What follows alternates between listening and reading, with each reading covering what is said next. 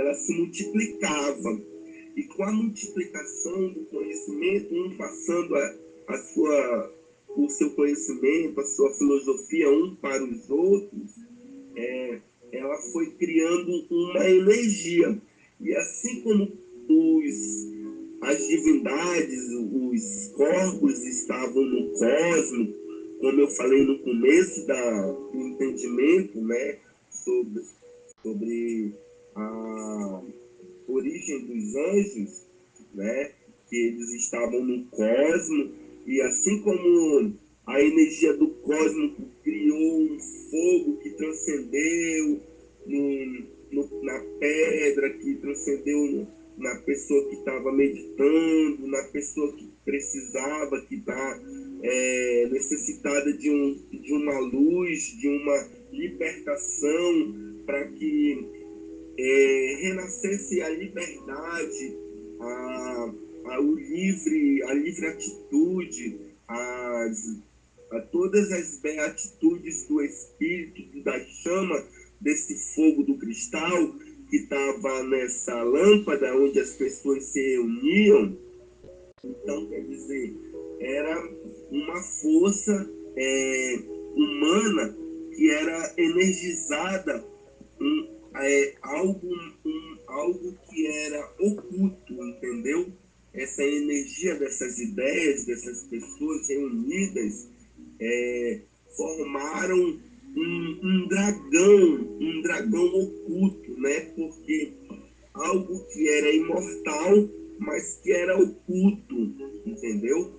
Através das energias, das formas de como eles agiam entre si, contando as próprias histórias, ao invés de focar na energia do cosmos, na energia do fogo, entendeu? Eles se reuniam para contar outras histórias. E aí, esse utensílio foi bastantemente, assim, ele foi muito necessitado, assim, ele era, todo mundo queria ter essa lâmpada dentro da sua casa, dentro da sua caverna, para se reunir com as pessoas, para contar suas histórias. E aí ela se tornou uma lâmpada muito ilustrada. As pessoas desenhavam as lâmpadas e falavam: eu já vi esse desenho, então vamos lá atrás dela. Ia nos comércios, nas aldeias, nos povoados, atrás de comprar essa lâmpada, né?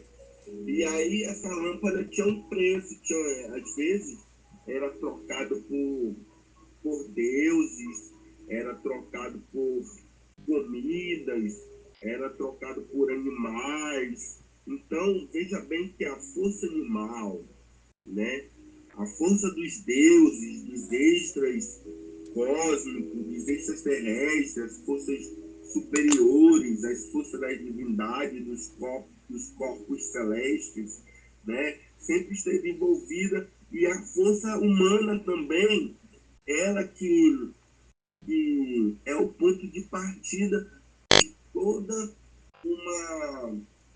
uma previsão de como a Terra vai funcionar a sua evolução, né? De como vai ser manifestada a força que vai produzir e que vai consumir a Terra. Então, veja bem, que essa lâmpada, né, ela se tornou uma lâmpada mágica. Porque quando as pessoas tinham essa lâmpada, todos estavam ao redor, né? Então, como eles contavam muitas histórias, umas histórias que são primitivas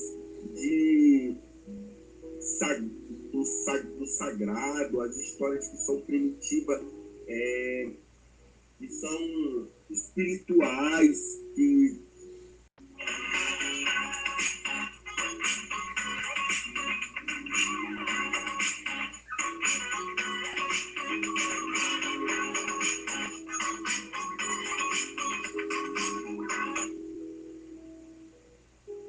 as histórias que são espirituais, né?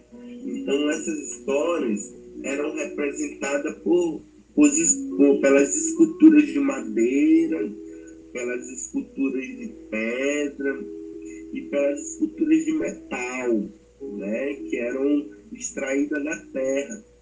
Então elas eram muito valiosas para as pessoas que trocavam, era de muito valor e muita importância. E eles trocavam por uma lâmpada, uma simples lâmpada que você colocava o óleo, botava o pavio e acendia o fogo.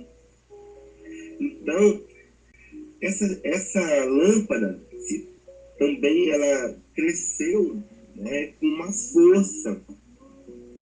força de história, uma força de filosofia, que é a lâmpada de Mustafá. A lâmpada de Mustafá, ela era uma lâmpada que todas as pessoas queriam estar perto, né? Porque as histórias que Mustafá contava eram histórias do cosmo, entendeu? Era uma história que vinha sobre a pedra de cristal que tinha um fogo, entendeu?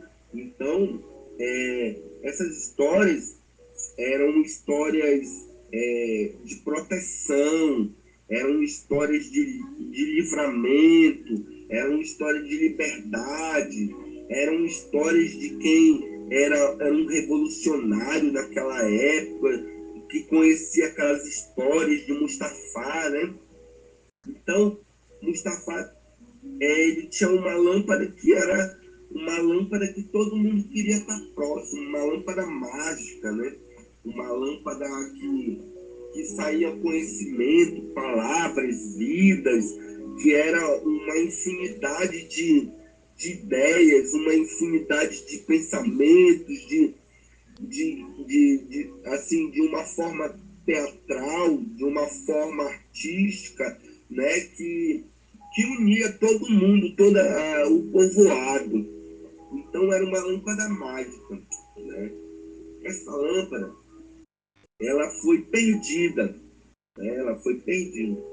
Ele perdeu porque muitas pessoas a desejavam, cobiçavam essa lâmpada, né? Queriam essa lâmpada, queriam possuir essa lâmpada. E aí ela foi roubada de Mustafá, né?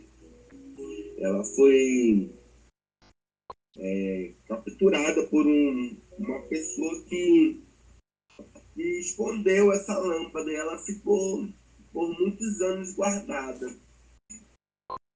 Então aí, passado esse tempo, esses utensílios que eram o abrigo do fogo, né, que era a casa do fogo, eles foram sendo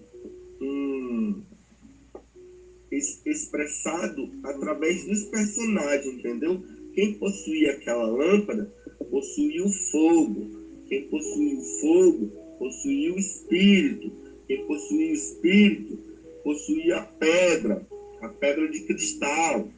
Aí foi quando eles começaram a trabalhar assim com pegar a pedra, aí eles acreditavam que a pedra, né, era a casa do fogo que estava na lâmpada, né? Era a pedra era da onde era a energia e a lâmpada onde era a luz. Então a energia e a luz sempre tiveram uma história cósmica, uma história celestial. A energia e a luz é primordial para que a vida possa evoluir. Então, eles começaram a fazer tóteis de pedra. Eles pegavam uma pedra, colocavam outra em cima, outra em cima, outra em cima, e com isso, a energia que estava na pedra de baixo subia até a última pedra, a terceira pedra, a 10ª pedra, a infinidade de quantas pedras você conseguisse fazer o seu degrau das camadas do cosmos, entendeu? E com isso surgiu os totens. Os totens eram como se fossem os templos imaginários, os templos que eram contados desde a primeira aliança de Melquisedeque, Arão, aí a terceira aliança de Jesus Cristo.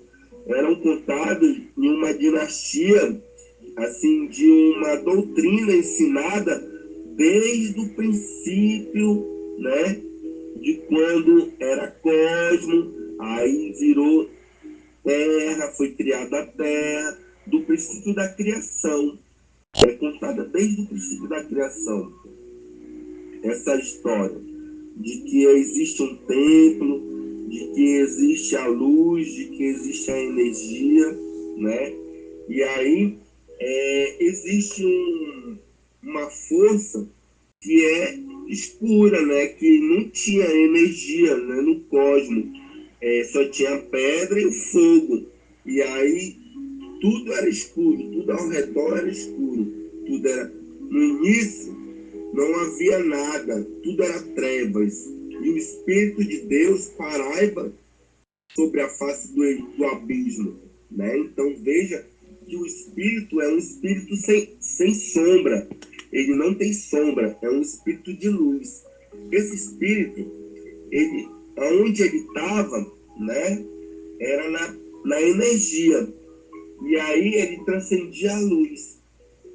Tchum, tchum. Aí o que acontece?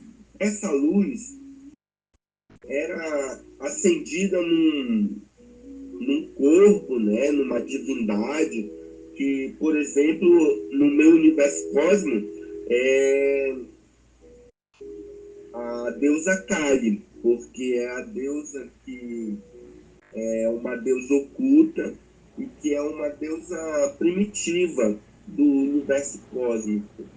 E essa deusa, ela dança com Shiva.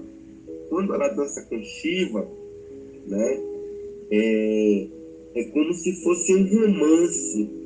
Essa dança, né, é justamente para que depois que eles dançarem, após o êxtase da dança, né, todo aquele desenvolvimento de um exercício corporal, de um movimento de agilidade, de movimentos de flexibilidades, eles possam parar e meditar juntos. E quando eles meditarem junto, a luz do fogo do cristal vai transcender no que dançou e no que tá descansando, no que está em êxtase da dança. E aí é quando acontece um romance. Esse romance, né, é interferido pela Terra, porque na Terra também tem